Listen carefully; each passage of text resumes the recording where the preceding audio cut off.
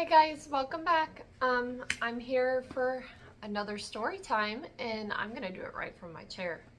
Um, this is gonna be a relaxing one and I can't wait to begin because this book is so good. So, got my candle going, sitting relaxing in my chair, and we are starting on page 74. The last time I sat here with you, you were just a baby with pink cheeks and big green eyes, and so skinny even back then. It was the last I saw of you until yesterday. Of course, it's unlikely you remember the visit, which is for the best, I reckon. Why is that? Let's just say Crystal Lee and I didn't part on the best of terms. My mother rarely parted with anyone on good terms, not even me. Had she asked for money? It wasn't a great leap of imagination to suppose so. Lori looked off in the distance and wrinkled her nose. Not from me. She wanted something I couldn't give her and used you as leverage.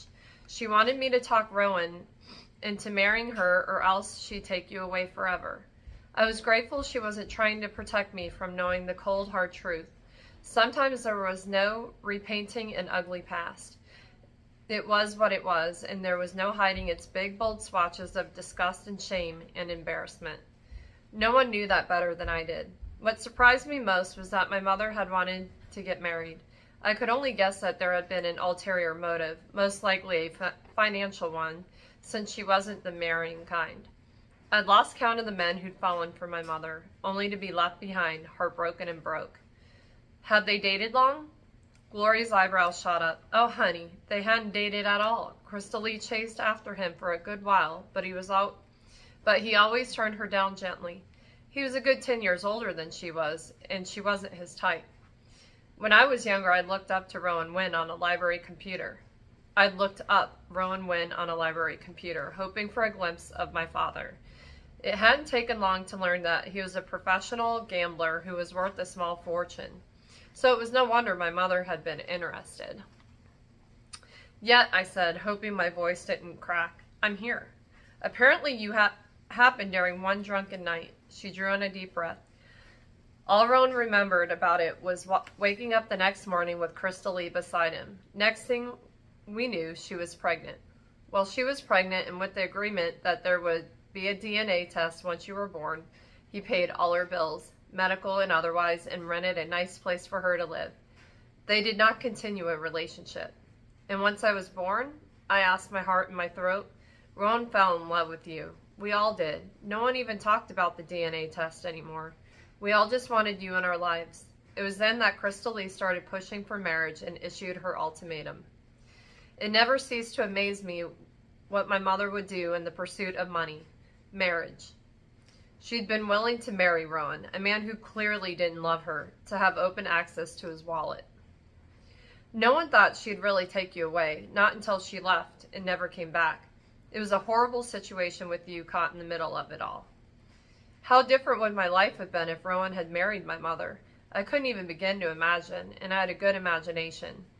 Sounds like you were caught in the middle too. Not like you were, just an innocent little baby having no say-so. The police tape flapped in the wind, catching my attention, which then quickly shifted to the shrub that had been dug up, its weeping roots now exposed. Glory followed my gaze. That rhododendron and the two identical ones next to it are some of the few plants here that are original to Bee's garden. Will you be able to save it? I hope so, hon. I hope so, too. I didn't push my luck by asking anything more about the police investigation. Not after she'd made it quite clear that she didn't want to discuss the matter. A dog playing fetch on the green space barked happily, and Glory turned her head toward the sound. Come along with me to the cutting garden, she said, passing her basket over to me, before lifting herself off the wall with a slight groan. I still have a few more flowers I want to snip before I need to head inside and freshen up for supper. I glanced into the basket at a pair of beautiful pale apricot-colored flowers. Are those roses? They look like roses, but they're ranunculus. Okay. Stunning, aren't they? She picked them up, holding them close to her face as she wiggled her pale eyebrows. They symbolize attractiveness and charm. Can you see why they're one of my favorites? The humor in her eyes made me smile. Absolutely. I've never heard of them before, but they're gorgeous. If you haven't been able to tell already, I don't know anything about flowers or gardening. She flicked a disbelieving look my way.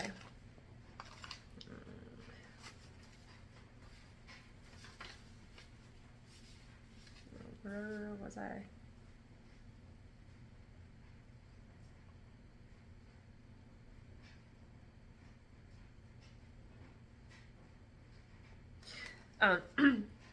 You've ever grown anything? You mean other than my disdain for people who dog-eat library books? No.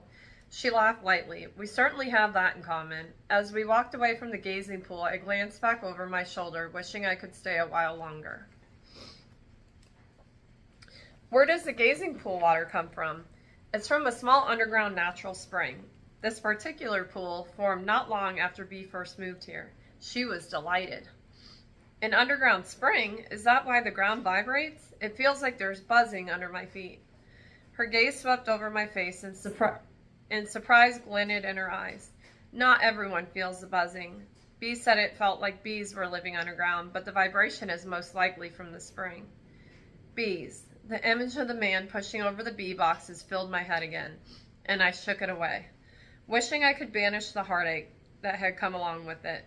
Glory said, all the women in our family have a special connection to nature. Mine is with flowers. Cora B's is with color. Have you ever noticed our particular connection? She lifted her pale eyebrows in question.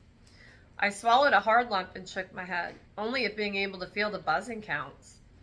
I'm surely counting it, she said with a wink. As we walked, my gaze swept across the island, which was divided into 4 free-flowing sections. Big slices of pie that blended gracefully from one area to the next. At the top of the island, shade trees canopied a pergola that housed a picnic table and benches along with Adirondack chairs and a fire pit and barbecue grill. Another section held the small wildflower meadow and the cutting garden. Another held the vegetable garden, which was dotted with raised planter beds and support trellises. The last held the gazing pool and a stone shed that sat tucked into a copse of evergreen trees. In the middle of the island, thick grass grew on a small expanse of lawn, perfect for picnics or kite flying. I stuck my hands into my pockets. Speaking of Cora B. Yes, Glory said. Well, I mean, I have no right to ask this, but I saw a picture of her earlier. It fell out of the album. It was of her in the hospital bed, and honestly, she looked at death's door. It broke my heart. Do you know what happened? Glory tutted. A bad car accident in Gainesville, where she lived before moving here. That's terrible. She put her arm around me. They were dark times, but sometimes it is the harshest conditions that the most beautiful flowers bloom. We just reached the metal arch that led into the cutting garden when a large dog, a white German shepherd, galloped playfully toward us, a faded green tennis ball in his mouth. I realized he was the dog I'd seen when I first arrived at Hickory Lane and was happy to see the welcoming look in his eyes hadn't dimmed. Emmy, this is Orville. Glory patted the dog's head and flopped his ears back and forth. He's a good boy, a very good boy. Hi, Orville. At the sound of his name, his backside wiggled this way and that, and it was impossible not to smile. As Glory reached for the ball in his mouth, Orville put it out of reach. She laughed. If you want me to throw it, you need to let it go. Drop it. Orville danced left, then right, obviously enjoying the game of keep away. I enjoyed hearing Glory laugh, so lighthearted as if for a moment forgetting the sorrow that had been dug up yesterday. He's always had a soft spot for you, Glory, a deep voice said. I tensed as the old man had given me directions to Glory's house yesterday strode toward us. The man who had a cop's eye and an inquisitive nature. You best watch out, Chase, because one of these days I must just keep him as my own. This sounded like a familiar conversation between the two. Chase, this is my granddaughter, Emmy. Emmy, Chase is Dorothy's grandson and is staying with her a spell. Although it was said simply, I could tell by Glory's tone that there was more to the story of why he was living with his grandmother. It took everything in me to meet his unwavering gaze. We've met, kind of. Thanks again for the directions. No problem, he said. Up close, Chase looked strangely familiar, as if I'd seen him before yesterday. It wasn't only his eyes, those slightly hooded, long-lashed blue eyes, but there was also a faint scar above his right eyebrow. Somehow I knew there would be a dimple when he smiled, only one, in his right cheek. I searched my memory, especially the times I crossed paths with law enforcement, but came up empty. Have we met before? I finally asked. Before yesterday, I mean? No. Orville circled Chase's legs before finally dropping the ball and nudging it toward Glory. She dutifully threw it, and with one graceful leap, he took off. Chase gets that a lot, Glory said. You might have seen his face on his books. He's famous. Color rose high into his cheeks. I'm not famous, he said to me. Don't be so humble, Glory elbowed him. Chase writes true crime books. He's even been on TV to talk about them. We're real proud of him around these parts. The town council is even planning on naming a road after him. My eyebrows went up as my brain quickly connected the dots. He was Chase Kistler, a former police officer. When he was injured in the line of duty, he had to leave the force. He turned to writing. He was the author of two true crime books that had made national headlines for the cold cases they'd helped solve. Impressive, I murmured. It's an alleyway, he said. I couldn't help smiling at his deadpan tone.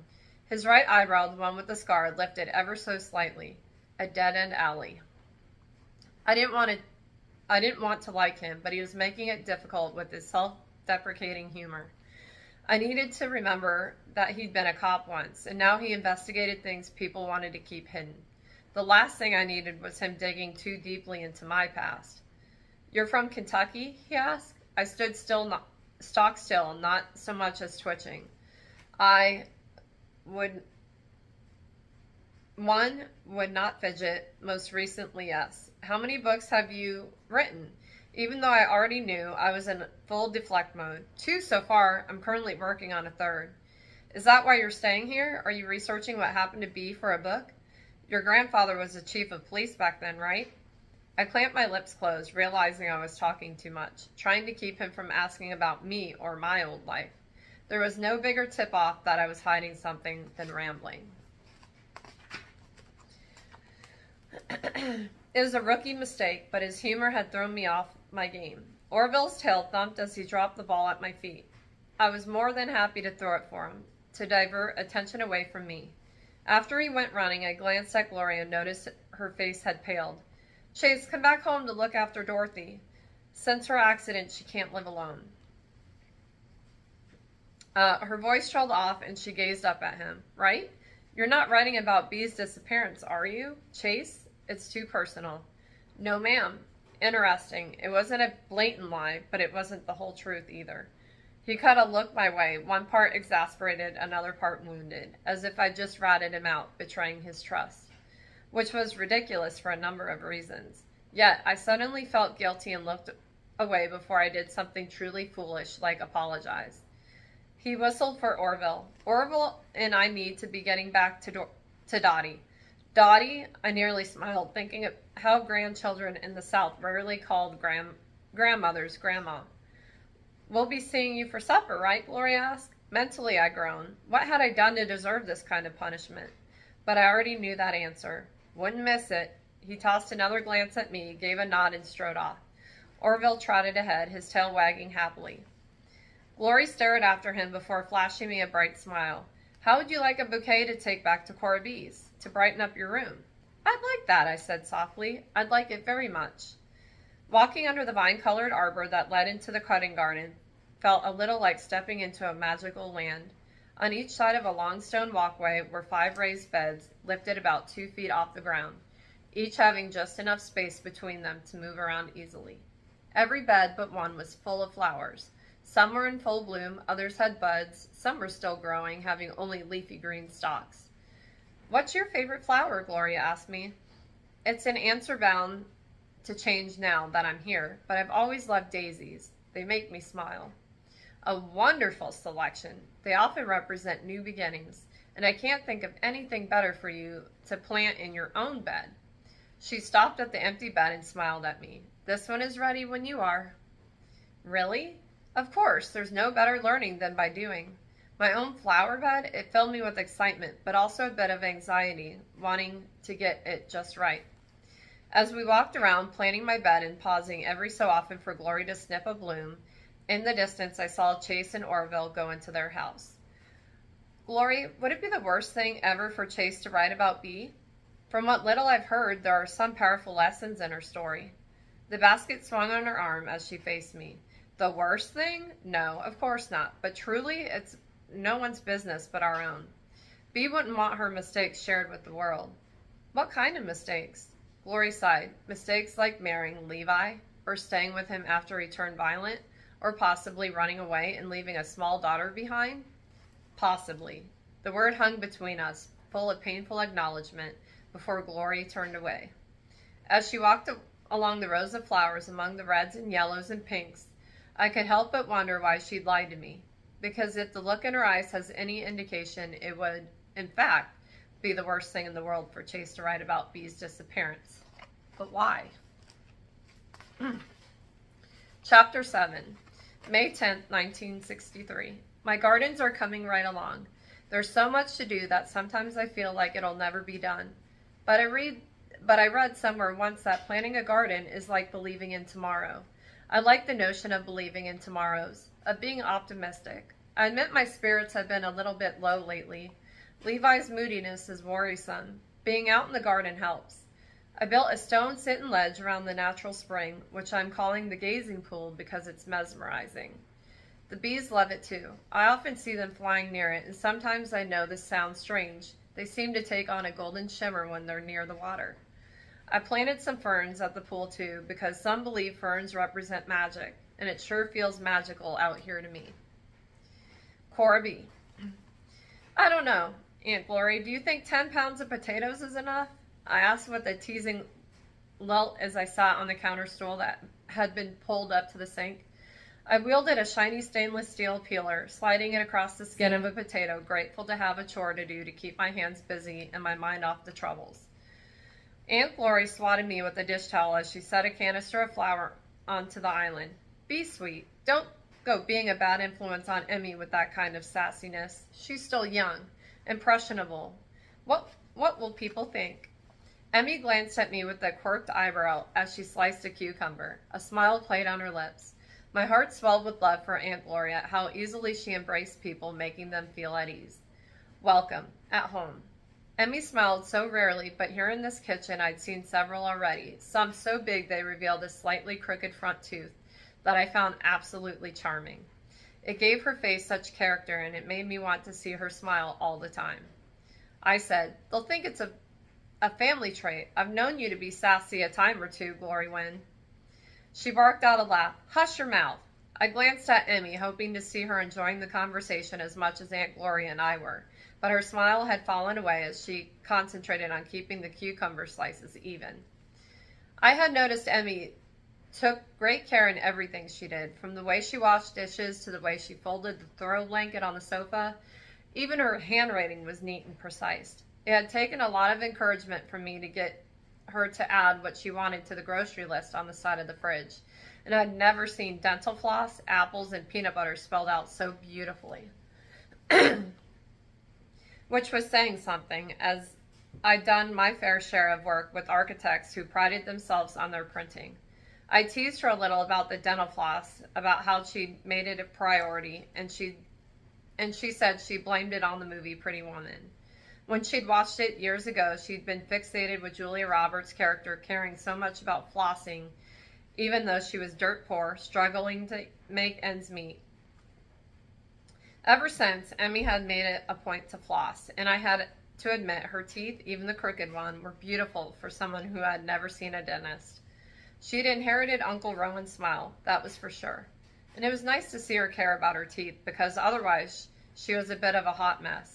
With the loose pigtails she wore, it was easy to see that the ends of her hair were choppy and uneven, and not in a modern kind of way. I suspected she'd cut her hair herself. Her clothes were drab and didn't fit her slim frame, all slightly too big, too loose, and too worn. She wore little to no makeup. Her fingernails were short, afflicted with hangnails and bare. Her feet had Y-shaped suntan lines from cheap flip-flops. I smiled, though, at how her second toes were slightly longer than the big toes, just like mine. Well, I knew she didn't have much money. I had to wonder why she didn't put a little more effort into her appearance. With her fair skin, big green eyes, and those stunning freckles, it wouldn't take much to banish her current street urchin look. Because even as she was, all raw and unpolished, it was easy to see she was a natural beauty, almost bohemian in nature, a modern-day flower child. I smiled at the thought of her wearing a crown of daisies because if anyone could pull it off, she could, and she glanced my way, a question in her eyes. "Who is all coming for supper, anyway?" I asked over my shoulder to Aunt Glory to turn Emmy's attention away from me. I'd hate her to think I was judging her. I wasn't. I was simply observing. "This is a lot of food for just the three of us." I'd spent every Sunday since I had moved to Sweetgrass eating supper at Aunt Glory's table. It was rarely only the two of us, as we were often joined by friends and neighbors. Her door was always open, her generosity endless. Aunt Glory tossed a dish towel over her shoulder. "As far as I know, it'll be the three of us, Dorothy and Chase, May and Nanette, and Jamie and Alice." Of course she'd invited Jamie and Alice. It was typical Glory to envelope anyone who wandered into her world.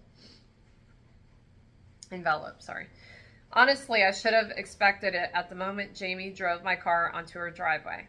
Glory crossed to the double ovens and opened the bottom door to check on the roasting chicken inside. I swiveled on the stool to face her. "Something wrong?" "The chicken is taking its sweet time. I'm afraid supper's going to be a mite bit late." Emmy walked over to take a look, then frowned deeply. "The chicken's still raw. Is the oven on? I don't feel any heat." Glory's jaw dropped as she looked at the control panel. Then she burst out laughing. "No, it's not. That would certainly explain it. No harm, no foul. Or in this case, foul. Fowl. Get it?" She jabbed a playful elbow into Emmy's arm, and then took the roasting pan out of the oven and set it on the island. It was impossible not to laugh along with her, but underneath the cheerfulness lurked a great blue melancholy, wide and deep and dangerous. I blinked and looked away before I fell headfirst into its depths. I'd done so once years ago, and I almost didn't survive. Aunt Glory merrily preheated the oven, then wandered into the dining room to set the table, humming a happy tune under her breath. Emmy returned to her spot beside me and picked up the knife she'd been using to slice the cucumbers. I felt her look my way, but I kept my gaze on the potato in my hand, though it was hard to see through the tears in my eyes. Aunt Glory hadn't wanted to tell Emmy of her health issues, at least not at first, but she hadn't planned on them being too hard to keep hidden. It was clear to me that Emmy sensed something was wrong. I doubted she had any idea of the cancerous tumors that grew inside Aunt Glory's head, inoperable masses that would one day take her life. There had already been years of treatments, radiation and chemo and pills and hospital stays and utter exhaustion. Earlier this year, she had finally had enough, as the treatments were making her sicker than the disease itself and barely prolonging the inevitable. Any bouts of forgetfulness or clumsiness were explained away as side effects of her long fight, though every time she stumbled, physically or mentally, people worried. And I was finding it harder and harder to keep Aunt Glory's secret, the secret that she didn't have much time left. 6 months more, give or take. It had already been 6 months since Glory had walked away from the medical world. 6 months since she had decided she'd be in charge of how she wanted to live the rest of her life. Her first order of business had been telling everyone she was in remission. Then the hard work began, getting her affairs in order. Her bucket list completed, finding Emmy. My cell phone rang from its spot on the kitchen table, and Emmy automatically grabbed it for me, not even glancing curiously at the screen as she handed it over. I thanked her and tried to hide my anxiety at seeing Mama pop up on the caller ID. Feeling like the worst daughter in the world, I tried to inject some cheer into my voice as I answered. "Hi, Mama. It's been a day, Corby," she said on a long, drawn-out sigh. "A weekend, really. I need a stiff drink. A margarita the size of my head. Yes, that's just the thing." Honestly, a monstrous margarita sounded wonderful to me. Too wonderful. I shifted suddenly uncomfortable on the stool. "What happened today?" Emmy slid me a worried glance. "It's your father," Mama said. "Is he okay? I thought he was healing well enough for her to leave him to the care of someone else." "He woke up with a slight fever, and his wound is looking a touch red. I'm sure it's nothing, but I'm just not comfortable leaving him until we know for sure. I have a call into his surgeon. Long story short, I'm postponing my visit for a bit." a week, maybe 2. My emotions wared. I worried for my father, but relief swirled like lustrous snowflakes around me. Mama said, "When I know more, I'll let you know. Give my love to Aunt Glory." We said our goodbyes and I hung up. Glory stepped into the kitchen holding a stack of placemats. "Is everything all right, Corby?" I quickly explained the situation. If it is an infection, it was caught early. After a moment of listening and tut-tutting, Glory said, "I can see at least one silver lining in this situation. Lillian putting her trip on hold gives me an opportunity to get those updates done on the apartment. At least some of them. I mean, assuming Emmy isn't moving straight back in." "Do you want to move back, Emmy?" I asked her. "I can let you out of our deal if you want." She faced me. "I'd like to stay with you if that's okay." The look in her eyes nearly did me in. The hope, the fear. Suddenly I knew she'd never lived anywhere that she felt truly wanted. I held her gaze. "I'd love it if you'd stay with me." Glory clapped her hands and said, "Then it's settled." She was smiling ear to ear as she headed back to the dining room. Emmy called out after her, saying, "My offer still stands about helping with the apartment. I'm real handy with the paintbrush." "All right, you've worn me down," she yelled back. "Later on we'll talk about what all needs to get done." As Emmy went back to slicing cucumbers, I swallowed hard over a lump in my throat and pretended not to see the sheen of moisture in her eyes, or the relief that swirled around her in delicate white wisps. Slowly but surely, all was going according to Aunt Glory's plans. Emmy's arrival had been a huge burden lifted from Glory's shoulders, as she was the foundation for most of what Glory wanted for the future. But only time would tell if all would fall into place with Emmy the way Aunt Glory hoped, or it would simply fall apart. Emmy. I was in hell. It was beautiful, this hell, but still hell nonetheless. The dining table had been decorated with jars full of flowers of varying colors, heights, scents. Caladium, salvia, violas, snapdragons, or snaps, as Glory called them. I'd learned their names and forgotten half a dozen others as Glory and I had strolled through the garden earlier. Votive candles set into pale pink glass holders flickered along the table runner. The glass and silverware sparkled in the early evening sunlight, while dust motes floated lazily through the air. The roast chicken and whipped potatoes, pull-apart rolls, green bean salad, and cucumbers and onions soaked in Italian dressing had been consumed, or picked at, as the case had been for Cora B. and me. Apparently neither of us had much of an appetite. The dinner conversation had been pleasant, surprisingly so. There had been plenty of talk of Lillian's upcoming return and of the sweet place. I learned that Nanette was as tightly wound as my first impression had intimated. She was an attorney for a local nonprofit, and I had no doubt she was good at her job. May owned a small gift shop in town, and Alice was a delight, full of life and charm. Chase had shared some amusing anecdotes about his book tours, and Jamie seemed on a quest to make Cora B. laugh, with little to show for his efforts. Dorothy and Glory, who sat up at the head and foot of the long farmhouse table, had been quiet, soaking up the conversation but rarely contributing much other than a word or two. Because Glory had laid down the law after discussing the matter, any mention of what had transpired in the garden yesterday had been avoided, and no one asked much of me at all, other than generalities. It was almost as if it had been agreed upon beforehand to give me breathing room, which I appreciated more than the words could ever say. However, once the dinner dishes had been cleared and Glory, with the help of Dorothy, went to fetch dessert, the inquisition began. "How long do you plan to stay in Sweetgrass, Emmy?" Nanette asked, her voice tight as if the words were being pried from her lips. I fought to keep my facial expression neutral, to hide the anxiety that coursed through my body, but my toes curled on the beds of my flip-flops. "As long as Sweetgrass will have me," I answered, repeating a version of what I told Cora B. only the day before. Nanette let out a small, amused huff. "One certainly can't beat free room and board. Glory has always had a soft spot for the unfortunate, and it seems Cora B. is carrying on the tradition." The unfortunate. I wanted to slide under the table and hide.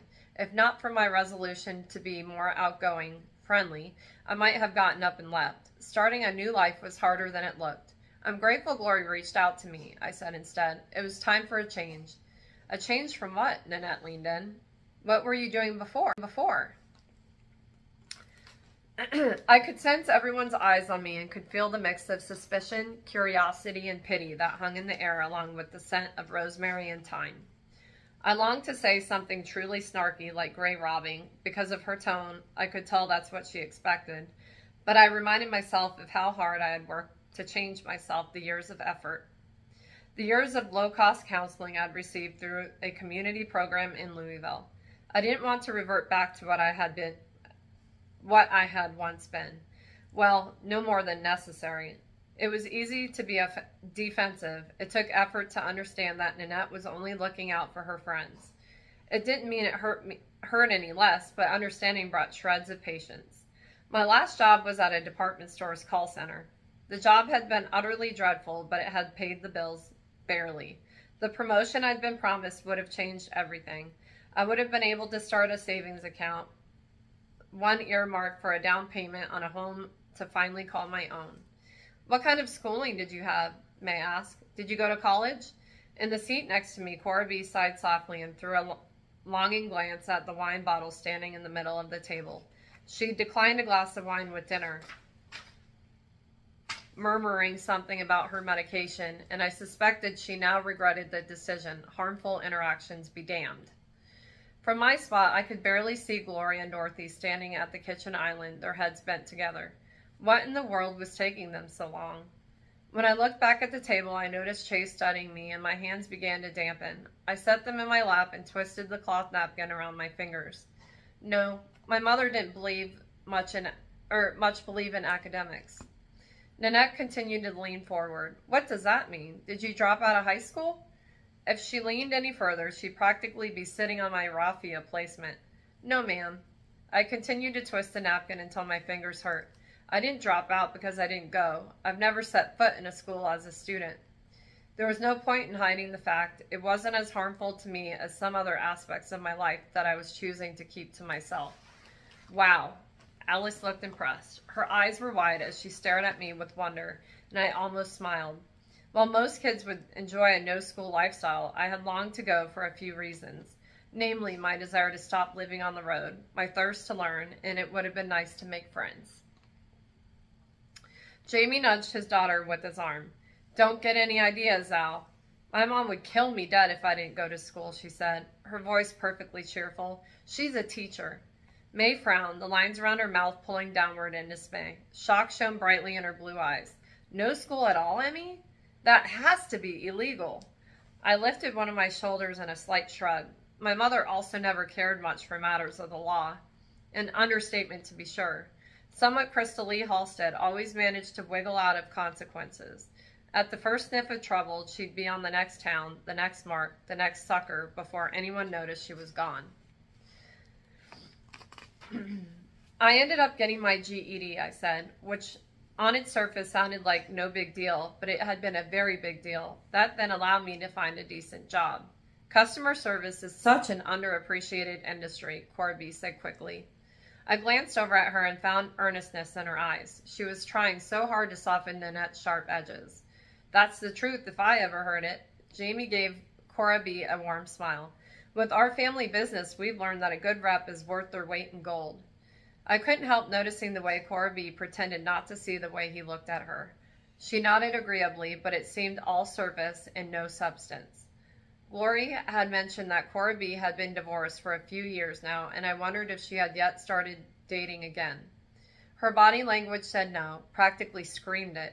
Where's your mother now, Emmy? Nanette asked. I'm not sure, I said. I haven't seen her in a while. A while equaled 7, almost 8 years. The last time I had seen her was on my 18th birthday. What kind of work does your mom do? Alice asked, and Nanette beamed at her as if she were a prize student. It varies, I answered and threw another look at the kitchen as I embraced myself for the next prying question. I'd been jailed once, and this experience was indefinitely worse, at least emotionally. Chase, who sat next to Cora B, pushed his chair back and set his napkin on his seat as he stood up. Emmy, don't you think we ought to see if our grandmothers need help? Nanette opened her mouth, but whatever she planned to say was silenced by May's hand on her arm. May's warm gaze met mine. That's a splendid idea. I'm more than ready for one of Glory's hummingbird cupcakes. Chase stood at the foot of the table waiting for me, and I was surprised to see the flicker of compassion in his eyes before he hid it away. He had heart, and while I still knew to keep my distance, right here and now, he was an easy choice over Nanette's interrogation. Practically jumping out of my seat, I headed for the kitchen. Chase fell in step behind me, and I could feel him, his presence, his heat, like it was an energy field that pulsed around him. As I rounded the kitchen corner, I heard Glory, who'd been in the middle of whispering something to Dorothy, exclaim, "What timing! We were just talking about this how this platter was too heavy for us to carry. Chase, would you, hun?" The light glowed in her eyes like shiny blue glitter, and it made me wonder what they'd really been discussing. Dorothy licked a bit of frosting off her finger and squinted at me. "Who are you?" "The bastard," I answered, not even caring. A huge smile creased her face, and she winked at me. "Ah, yes, I remember now. You're all right. I like you. You can stay." That statement wasn't a lie, and I warmed from the inside out. "Thanks, Dorothy." Chase picked up the platter full of beautiful cupcakes. "Emmy's been under attack in the dining room, so if you lovely ladies don't mind rejoining us and putting Nanette in her place, we'll all surely appreciate it." "Perhaps not Nanette," Dorothy said, shuffling off.